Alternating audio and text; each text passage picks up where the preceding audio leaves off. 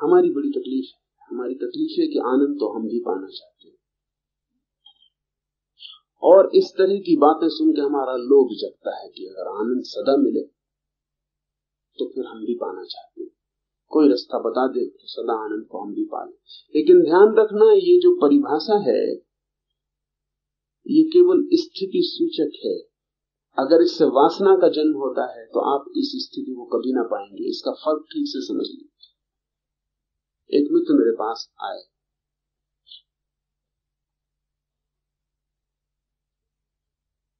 जल्दी से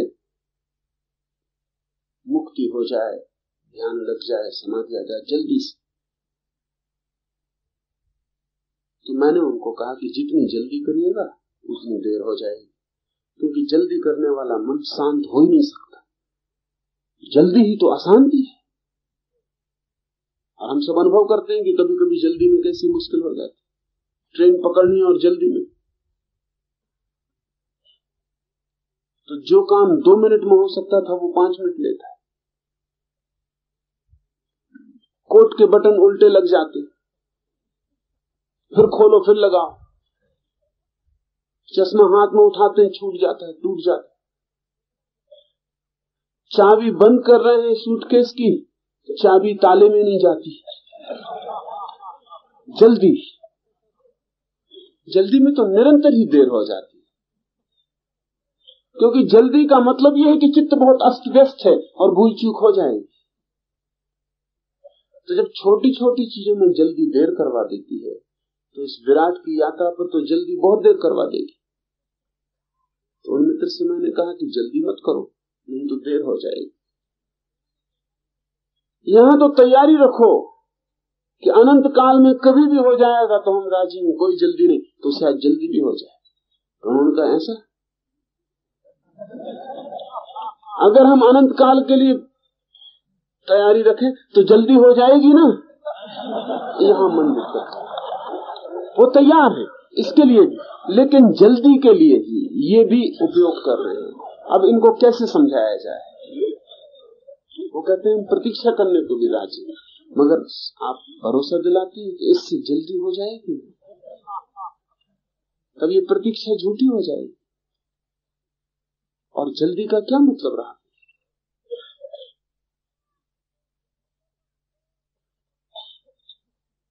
प्रतीक्षा अगर आप अनंत करेंगे तो जल्दी परिणाम, आप जल्दी की वासना नहीं बना सकते। इसको फर्क को समझ लें।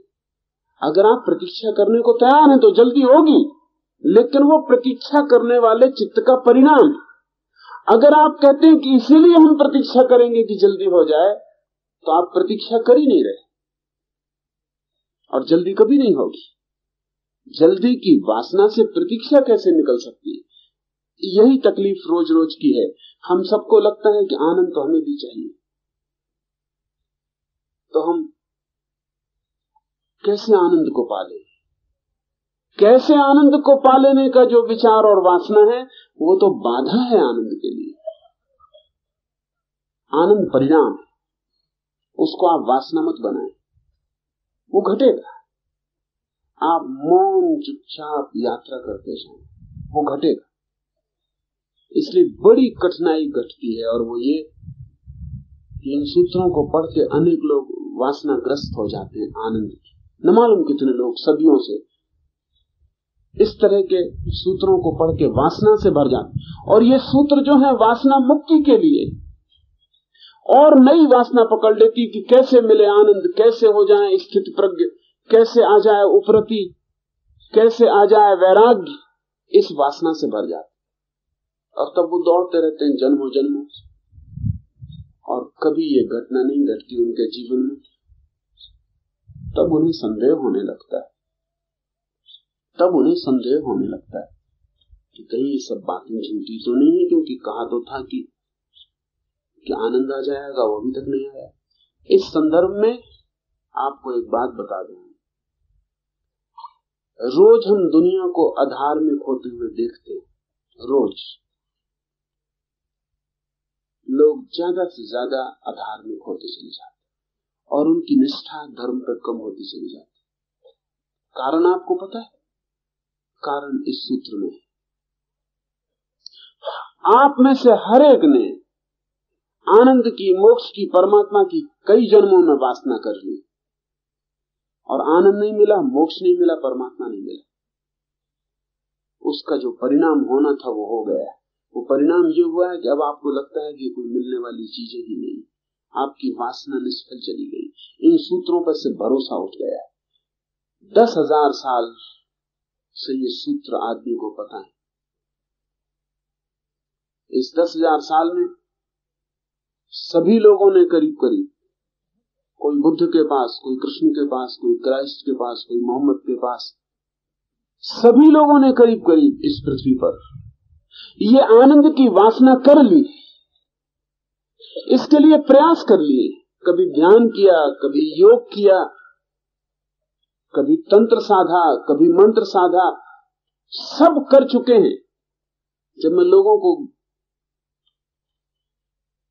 उनके भीतरी तल पर देखता हूं तो मुझे ऐसा आदमी अब तक नहीं मिला जो किसी न किसी जन्म में कुछ न कुछ न कर चुका हो।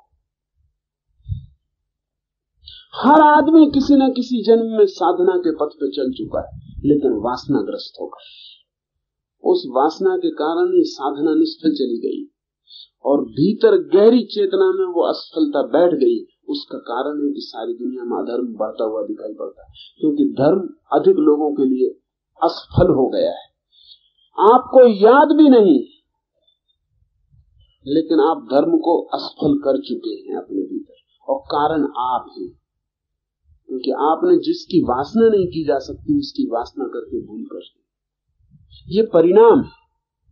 आप साधना से गुजरेंगे तो ये परिणाम घटते हैं। इनकी आपको चिंता नहीं करनी है, न इनका विचार करना है, और न इनकी आकांक्षा करनी, और न जल्दी करनी है कि ये घट जाएं। उस जल्दी से ही सब विपरीत हो जाता है। दुनिया में अधर्म तब तक बढ़ता ही चला जाएगा जब तक हम धर्म की भी वासना करते हैं। और आप कोई नए नहीं, इस जमीन पर कोई भी नया नहीं, सब इतने पुराने और प्राचीन हैं जिसका हिसाब नहीं, और सब इतने इतने रास्तों पर, इतने इतने मार्गों पर चल चुके हैं जिसका हिसाब नहीं, और उन सब में असफलता पाकर आप निराश और हताश हो गए। वो हताशा प्राणों में गहरे बैठ गई। उस हताशा को तोड़ना ही आज सबसे बड़ी कठिनाई की बात हो गई।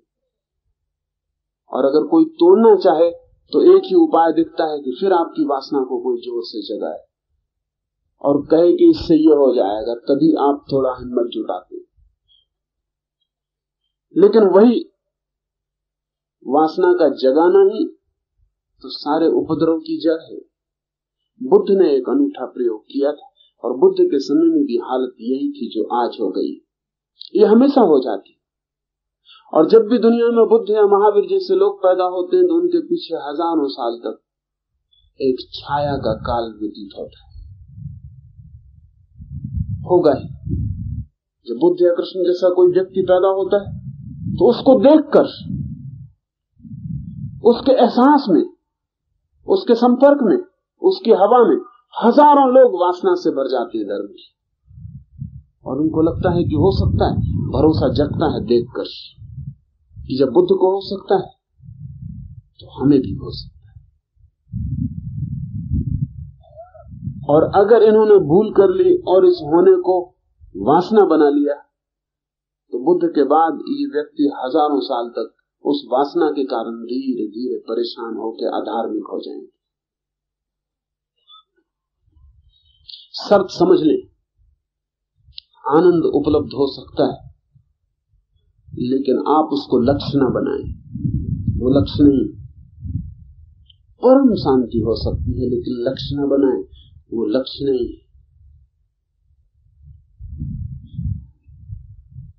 लक्ष्य तो बनाएं आप ज्ञान को, समझ को। लक्ष्य तो बनाएं आप ध्यान को।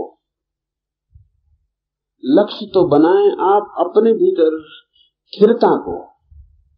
लक्ष्य बनाएं रुक जाने को, अपने भीतर आ जाने को। परिणाम में आनंद चला आएगा, वो उसके पीछे आ ही जाता है। उल्टा ना करें, आनंद को लक्ष्य ना बनाएं।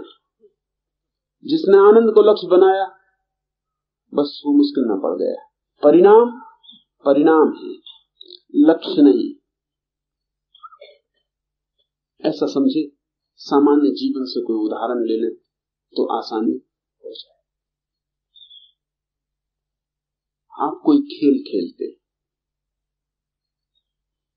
फुटबॉल खेलते हैं, हॉकी खेलते हैं, टेनिस खेलते हैं, कुछ भी खेलते हैं, कबड्डी खेलते हैं, कोई खेल खेलते हैं, बड़ा आनंद अनुभव होता है। किसी से आप कहें कि कबड्डी खेलता हूं, टेनिस खेलता हूं, बड़ा आनंद आता है। वो आदमी का आनंद तो हमें भी चाहिए। कल हम भी आके देखेंगे खेल के कि आनंद आता है कि नहीं। वो आदमी खेलने आए और सतत इस बात का ख्याल रखे कि आनंद आ रहा है कि नहीं।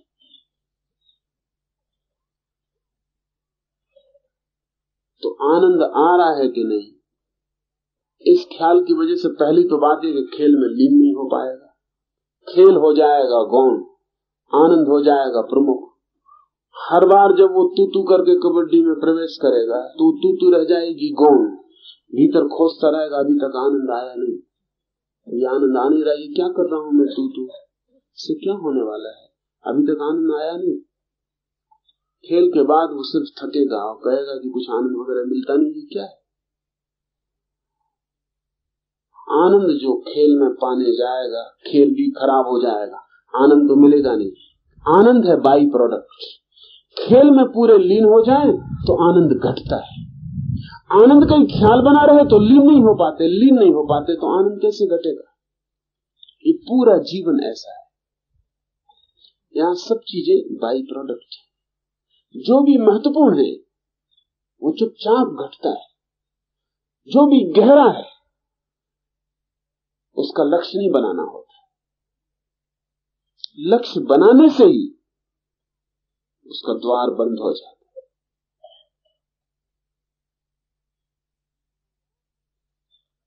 अनायास घटता है आनंद, आकस्मिक घटता है आनंद। सचेत कोई बैठा रहे तो वो सचेत बैठने में ही इतना तनाव हो जाता है कि द्वार बंद हो जाते हैं, दीवार बन जाती तनाव की, और आनंद नहीं घटता है। इस सूत्र पर ख्याल रखना, ये सूत्र खतरनाक है। ये सूत्र सभी शास्त्रों में, और जिन जिन ने उन शास्त्रों को पढ़ा है उनकी वासना जग गई और वो खोज में लगे हैं कि कैसे हत्या ले मोक्ष को। मोक्ष हत्याए नहीं जाते, लीन होकर मोक्ष मिलता है। कैसे पाले आनंद को, कैसे आनंद नहीं पाया जाता। कुछ करें जिसमें इतने डूब जाएं कि अपनी भी खबर ना रहे, आनंद की भी खबर ना रहे, और अचानक जाग कर पाया जाता है कि आनंद ही आनंद रह गया है। आप जो खोजते थे, जो खोज कर नहीं मिलता था, वो मिल गया है।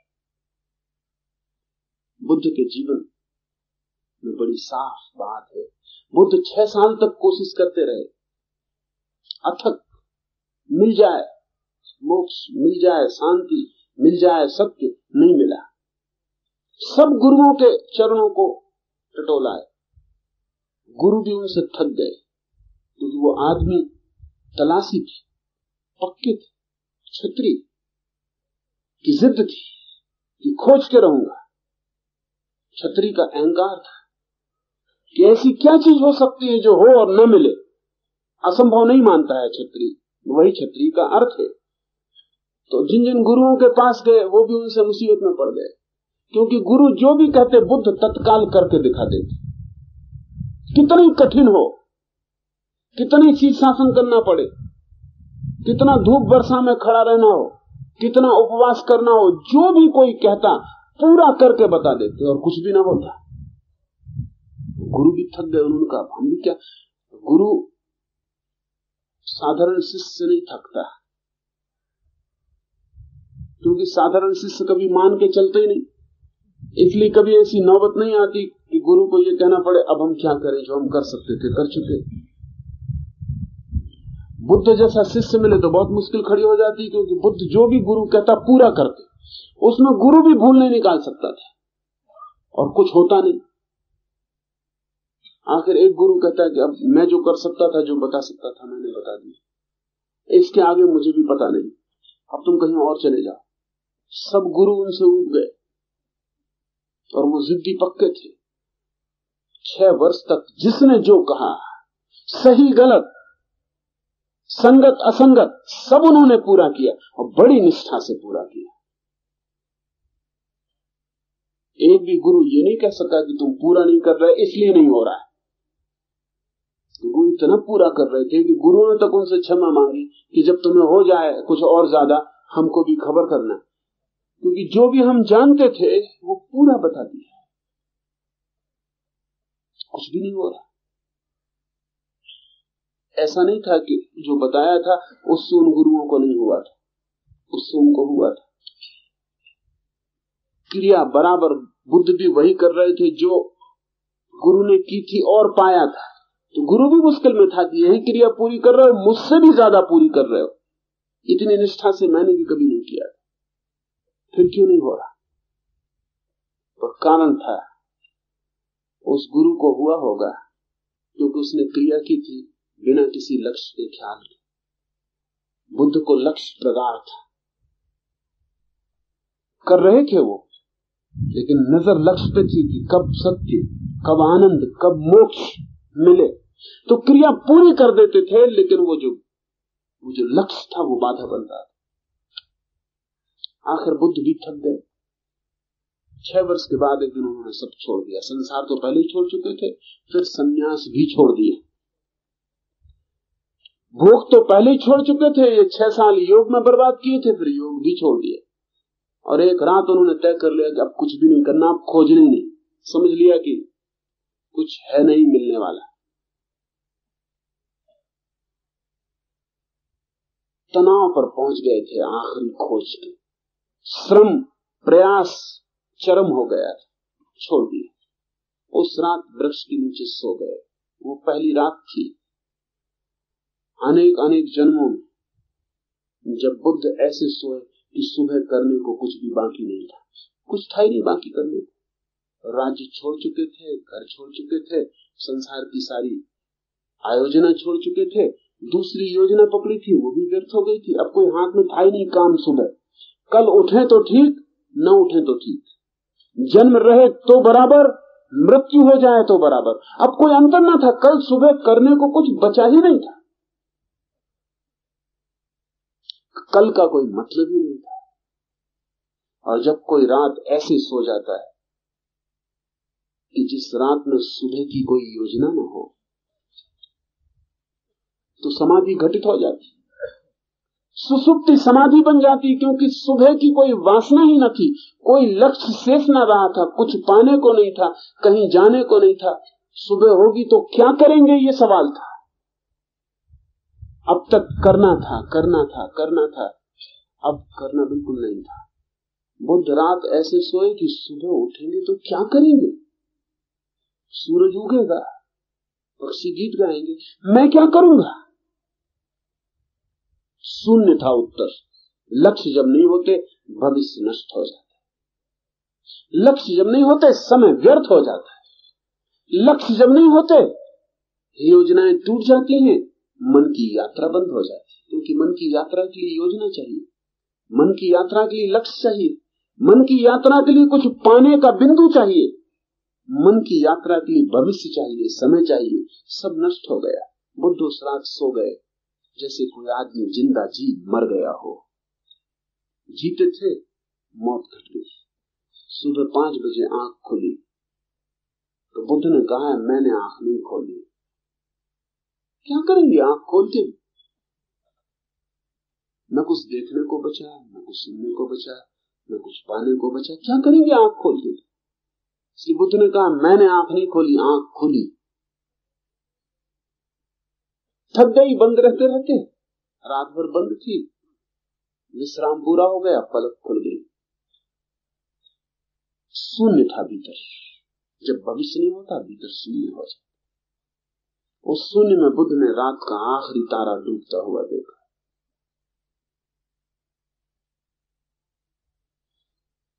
और उस आखिरी तारे को डूबते देखकर बुद्ध परम ज्ञान को उपलब्ध हो गए।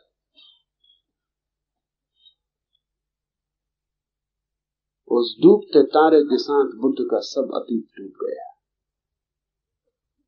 उस डूबते तारे के साथ सारी यात्रा डूब गई, सारी खोज डूब गई। बुद्ध ने कहा है कि मैंने पहली दफा निष्प्रयोजन आकाश में डूबते तारे को देखा। निष्प्रयोजन, कोई प्रयोजन नहीं था, न देखते तो चलता, देखते तो चलता, इस तरफ उस तरफ चुनने की भी कोई बात ना थी। आंख खुली थी इसलिए तारा दिख गया, डूब रहा था, डूबता रहा। उधर तारा डूबता रहा, उधर आकाश तारों से खाली हो गया, इधर भीतर में बिल्कुल खाली था।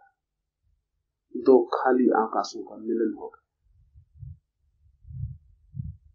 और बुद्ध ने कहा है जो खोज खोज के न पाया वो उस रात बिना खोजे मिल गया। दौड़ के जो न मिला उस रात बैठे बैठे मिल गया, पड़े पड़े मिल गया। श्रम से जो न मिला उस रात विश्राम से मिल गया। पर क्यों मिल गया वो आनंद? जब आप भीतर शून्य होते हैं उसका सहज परिणाम है। आनंद के लिए जब आप दौड़ते हैं शून्य नहीं हो पाते, वो आनंद ही दिक्कत देता रहता है, शून्य नहीं हो पाते, इसलिए सहज परिणाम घटित नहीं होता। जिसका मन ब्रह्म में लीन हुआ हो वह निर्विकार और निष्क्रिय रहता है। ब्रह्म और आत्मा सोधा हुआ और दोनों के एकत्व में लीन हुई वृत्ति विकल्प रहित और मात्र चैतन्य रूप बनती है, तब प्रज्ञा कहलाती है। यह प्रज्ञा जिसमें सर्वदा होती है वह जीवन मुक्त है। ऐसा जब भीतर का आकाश बाहर के आकाश में एक हो जाता है, जब भीतर का शून्य बाहर के शून्य से मिल जाता है, तब सब निर्विकार और निष्क्रिय हो जाता है। विकार उठ ही नहीं सकते बिना विचार के।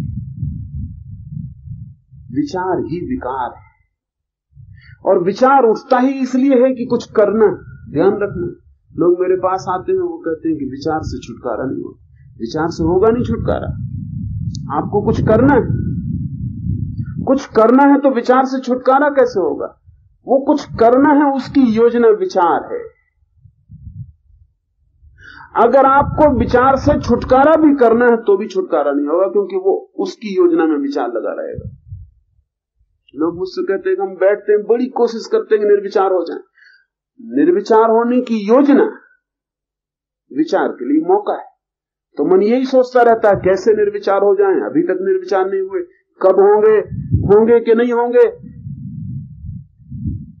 ध्यान रखिए, वासना है कोई भी, स्वर्ग की, मोक्ष की, प्रभु की, तो विचार जारी रहे। विचार का कोई कसूर नहीं। विचार का तो इतना ही मतलब होता है कि आप जो वासना करते हैं, मन उसका चिंतन करता है कि कैसे पूरा करें। जब तक कुछ भी पाने को बाकी है, विचार जारी रहेगा। जिस दिन आप राजी हैं इस बात के लिए कि मुझे कुछ पाना ही नहीं, निर्विचार भी नहीं पाना, आप अचानक पाएंगे कि विचार विदा होने लगे, उनकी कोई जरूरत न रही। जब भीतर सब शून्य हो जाता है,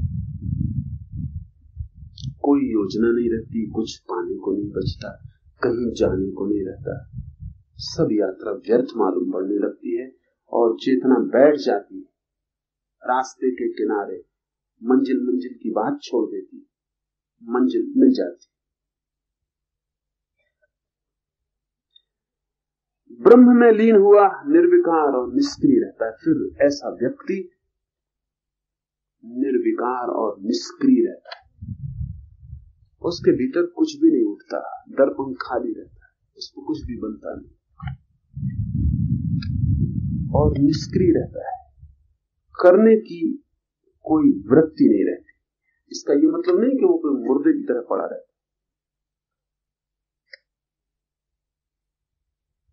क्रियाएं घटित होती हैं, लेकिन क्रियाओं की कोई योजना नहीं होती।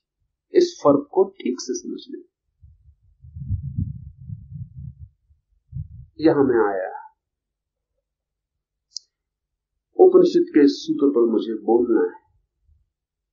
अगर इसकी मैं योजना करके आऊं, सोच के आऊं कि क्या बोलना है और क्या नहीं बोलना है, तो चित्त में विचार चलेगा और विकार होगा, और चित्त में क्रिया चलेगी। आ जाऊं, सूत्र को देख लूं और बोलने लगूं, और जो भी निकल जाए उससे राजी रहूं।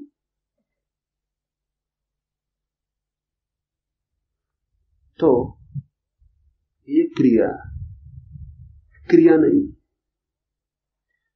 फिर बोल के चला जाऊं, फिर रास्ते में ये ख्याल आए कि जो बोला वो ठीक नहीं था, अच्छा होता कि ये बोल देता या वो बोल देता, अच्छा होता कि ये छोड़ देता, तो विकार है। बोल के चला जाऊं और जैसे बोलना बंद हो जाए, भीतर उस बोलने के संबंध में कुछ और न रह जाए, कोई धारा न चले, तो निर्विकार।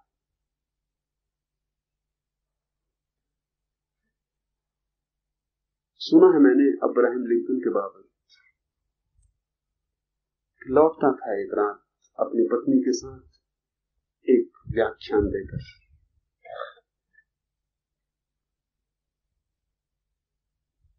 घर लौटा तो बच्चों ने लिंकन को पूछा कि व्याख्यान कैसा रहा। तो लिंकन ने कहा, कौन सा व्याख्यान? जो देने के पहले मैंने तैयार किया वो, या जो मैंने दिया वो, या देने के बाद जो मैंने सोचा कि देना चाहिए था वो? कौन सा व्याख्यान? 3 दे चुका हूं।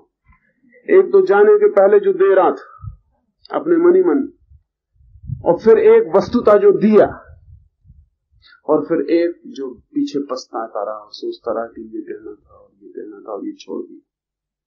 तो ये व्याख्यान क्रिया हो गई।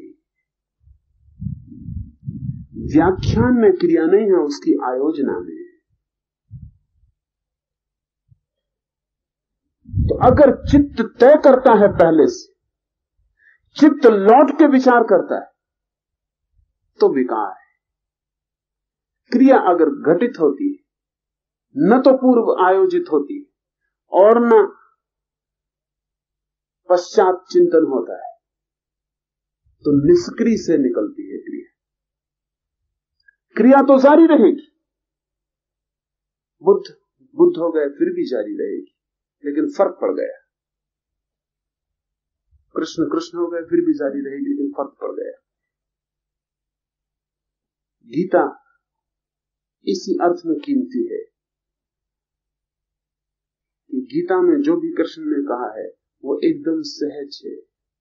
युद्ध के मैदान पर कोई व्याख्यान की तैयारी करके जाता भी नहीं, सोचा भी नहीं होगा, कृष्ण को कभी ख्याल भी ना होगा कि इस मुसीबत में पड़ेंगे युद्ध के मैदान पर।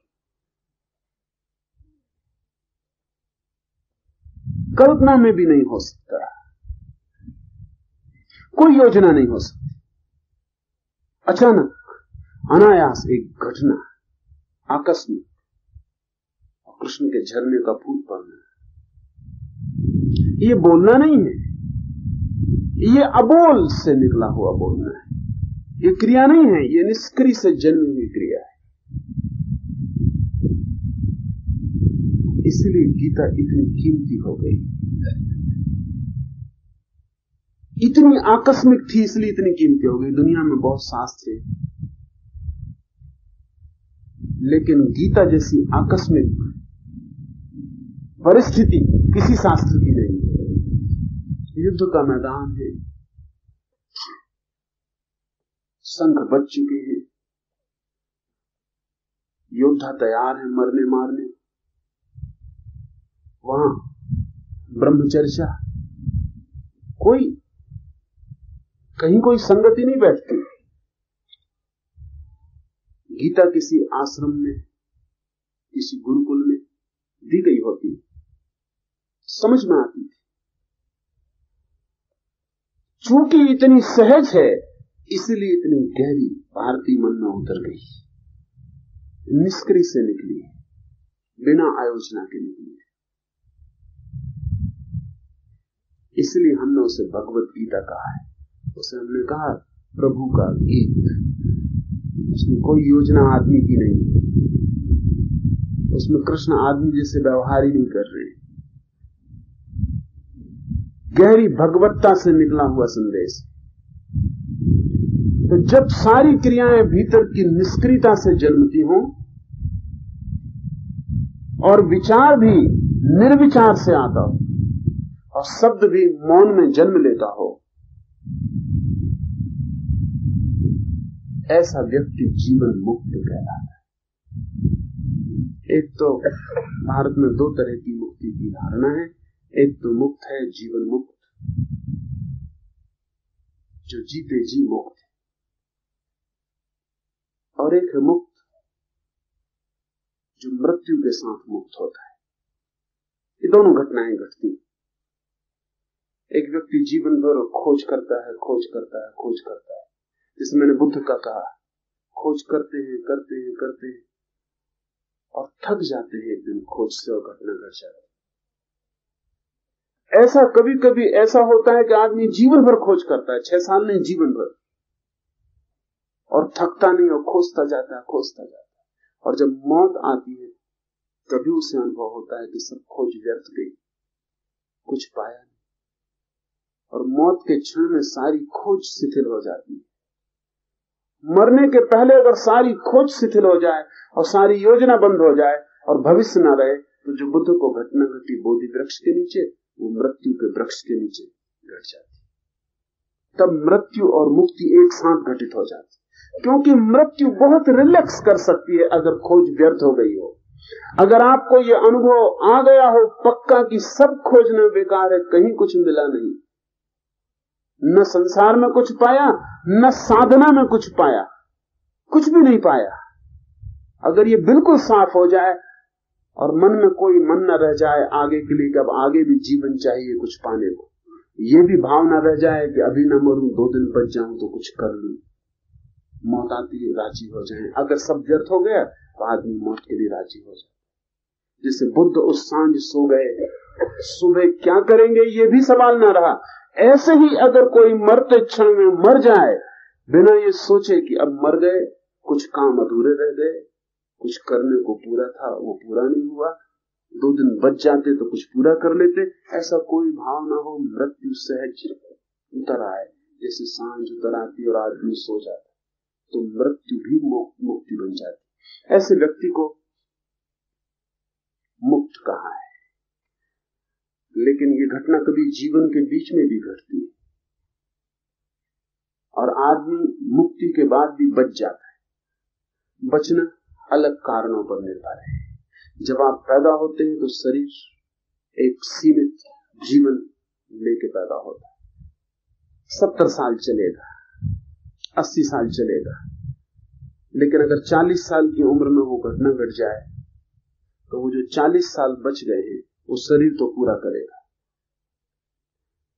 आप तो मर गए 40 साल में, लेकिन शरीर तो 80 साल में मरेगा।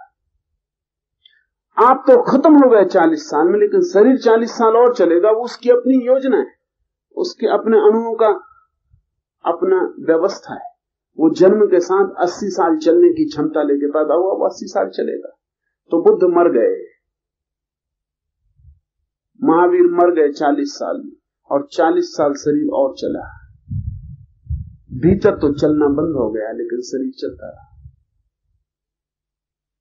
ऐसे ही जैसे कि आपके हाथ में घड़ी बंधी है, आपने उसमें चाबी भर दी, वो 7 दिन चलने वाली, और आप जंगल में भटक गए और गिर गए और मर गए। आप मर गए और घड़ी चलती रही। घड़ी में 7 दिन की चाबी थी, आपके मरने से कोई फर्क नहीं पड़ता, घड़ी चलती रही और टिक टिक करती रही। आपका शरीर तो एक यंत्र है।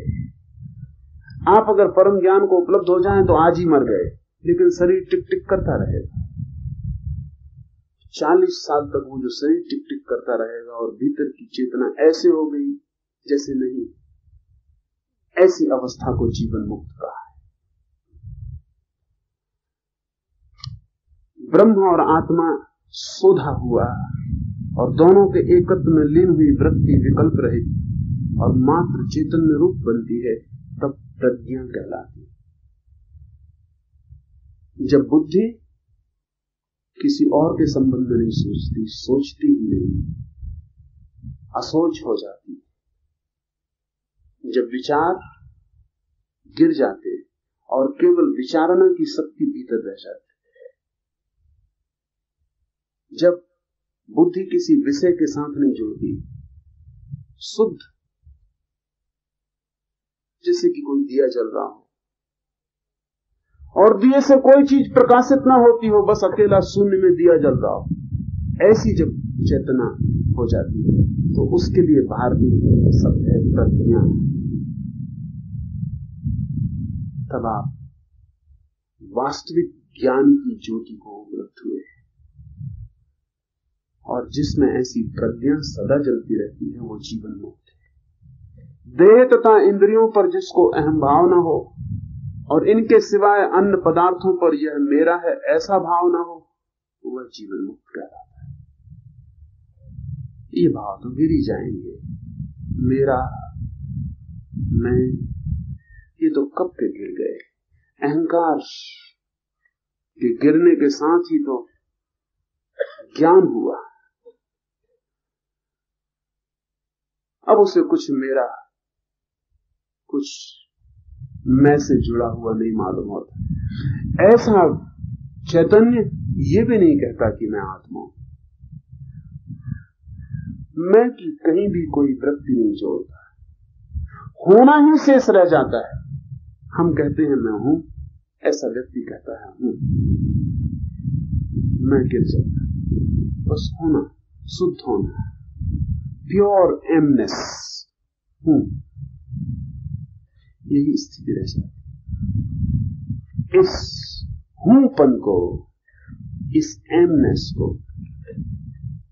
जीवन मुक्त अवस्था कहा है। मैं तो मिट जाए और होना रह जाए तो आप जीते जी मोक्ष को उपलब्ध हो गए। प्रयास इस दिशा में वासना रहित हो तो अभी ये घटना घट सकती है, वासना पूर्ण हो तो देर लगती है।